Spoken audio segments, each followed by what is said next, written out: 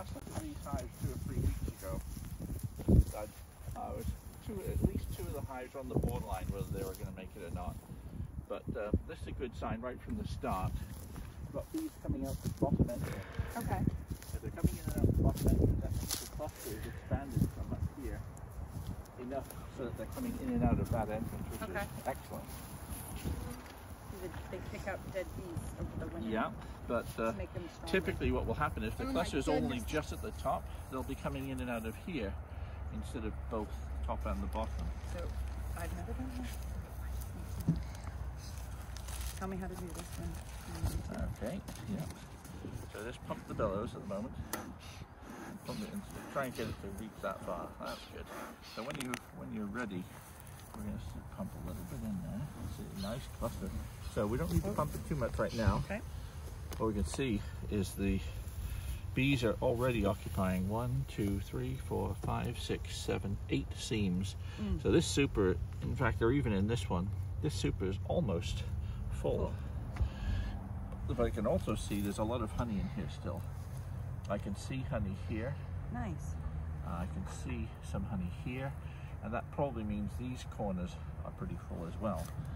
But the way to check how much honey they've got is to try and lift the hive. And there's still a good weight there, which is good. So I'd still say they've got about 25 to 30 pounds of honey in there.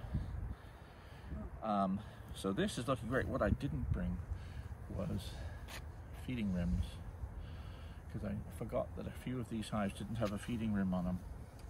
But what we're going to do is we're going to still put some padding. Right on your back. So we'll take this off temporarily, and we'll probably put it back on. There's no need to take the cover off just yet.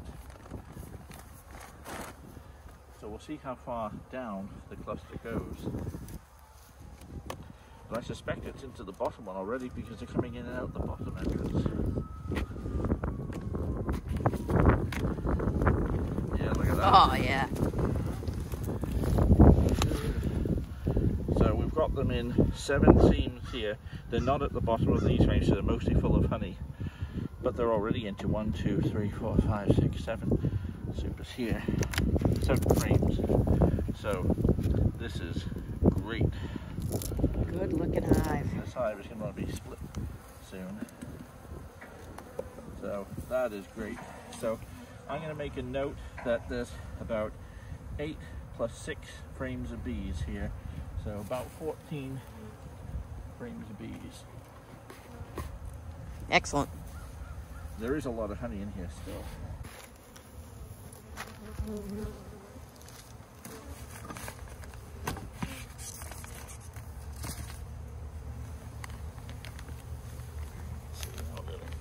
Not too bad, yeah, let's give it a tap. That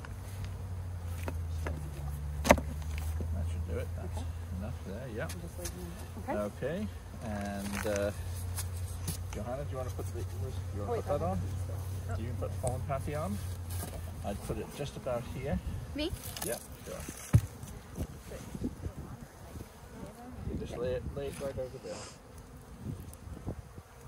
And I'm just going to slide it a little bit this way, so it's right over the middle. And that can go on.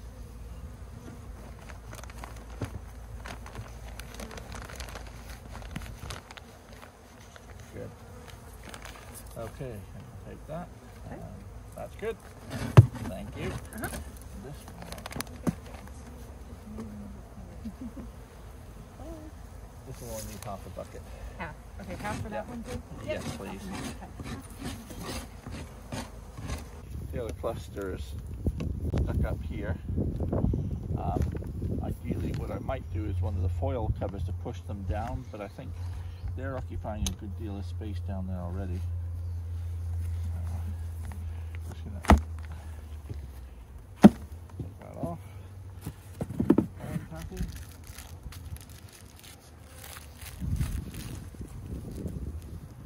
Put that on.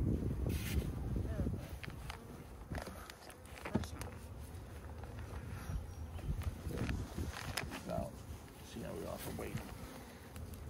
Yeah, let's give this a full container.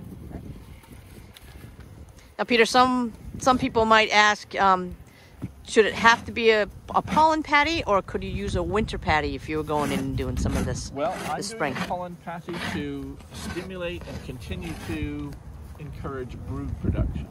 Yep. So winter patties are a substitute for sugar syrup. But now we're getting into days where every day in the forecast is about 50 or more. Right. The nights aren't too cold. They're going to be able to drink the sugar syrup down pretty nicely. So sugar syrup is actually more of a stimulant feed than just winter patties, which are the sugar as well. And so what I want to do is stimulate them in every way we can. Number one, I want to make sure they don't run out of food. So that's why we're feeding them. But number two, I'm looking to stimulate their growth. So the pollen patty will stimulate brood production, and incoming sugar syrup will also stimulate comb building and brood production as well, and increase egg laying from the queen. So the combination of both things will be everything that we can do to keep them growing faster. And of course, keeping their insulation on keeps them as warm as we can for as long as we can. So it's not a problem. I mean, even because we've had some people ask us on Beekeeping 24/7, can I take my cozies off now? And we've cautioned them with making sure that let's wait until the temperatures, at least up in this area, we're in the 50s consistently. Yeah. And the nights aren't getting so cold. That's right. And there's no advantage at all of taking off the cozies, because you're just making them have to heat the hive even more. Right. And so what I'm suggesting is you keep the cozies on until they're in the way of doing other jobs. Now, in about a week to 2 weeks, I'll be taking the cozies off probably, because we'll probably do things like reversing brood chambers, particularly in these hives where they're getting bigger. And the cluster, we've seen a few of them already where the cluster is pretty much occupying the top super, and say for instance that one part of the bottom super as well.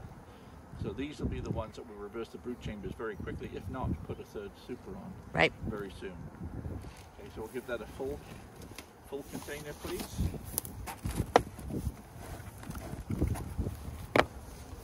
But Bernadette, before you do that, would you like to open up this hive?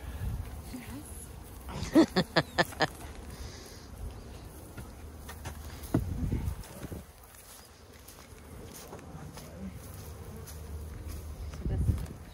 Yep, let's go down. And sometimes what I like, if the bees are on a nasty frame of mind, sometimes they're a little bit. You're in the hives and you know they're not in the best mood. What I usually do is do that. It keeps them off your legs, because they don't see your legs right away. So it's just one thing more that you can do to protect yourself. Okay, now see all these bees up here? What we'll do is we'll just give that a bang. Good hard one.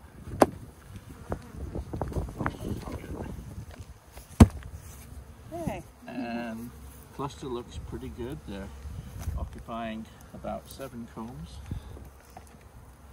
This could do another good feed. So where do you live? Yeah, anything that you can lift up. There you go. So that's still got several 10 to 20 pounds of honey in there easily. And we're just going to put this in here. Of course, this gets them very irritated. When they go straight at your face like that, that's a sign that they're saying, they're getting loud. Go away, go away.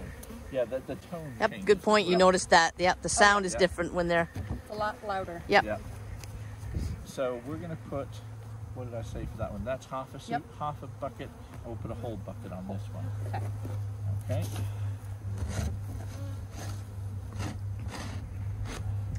That's the first hive that actually reacted that way. The other ones have been quite calm. One or two like that when I'm brushing them. Yeah. But most of them have been nice and calm. Nice and calm. We're over there, so why don't we put them over there?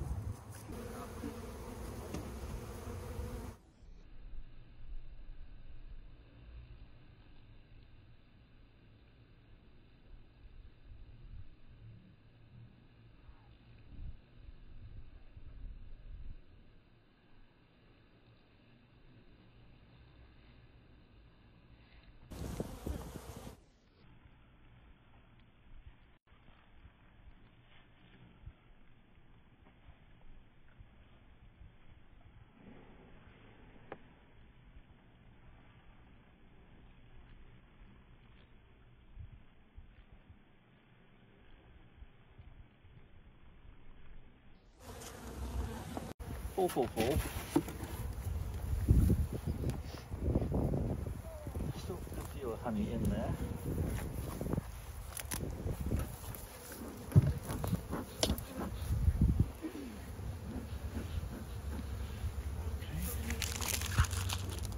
Okay.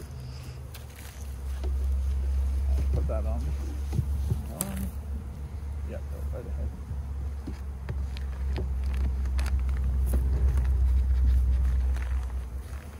This may as well get a full one. Okay. So we have just gone through the Bangor yard here, and out of 19 hives,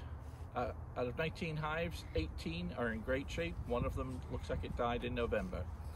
The bees are in excellent shape. They range from having clusters of about 4 to 4.5 frames, all the way up to filling the upper brood chamber and part of the lower brood chamber. So I'm absolutely delighted with the state of these bees. I think this time last year I did the video, I loved those Saskatraz bees. Well, I still do. We've got 95%, just about 94% survivorship here, and that is outstanding. And it shows if you get your timing of mite treatments right, if you get your wrapping right, the bees stand every chance of, if they go into the winter relatively unstressed, then they stand a very, very good chance of making it through the winter. In contrast to this, I have other yards which went into the winter in more stressed conditions, and I've not had the good survivorship that I've had in some of these, in yards like this one, which is terrific. So what I have is that these colonies are now going to be growed on. They've all had a pollen patty added. This is now their second pollen patty added. They've also had a bucket of feed, either half a bucket of food just as a stimulant, or a full bucket of food because they're relatively low in food. And so I'm going to need to be back here in a week's time making sure those buckets of food are topped up. But probably within 2 weeks, the strongest of these hives will be ready to split, even though we'll only be in the middle of April then.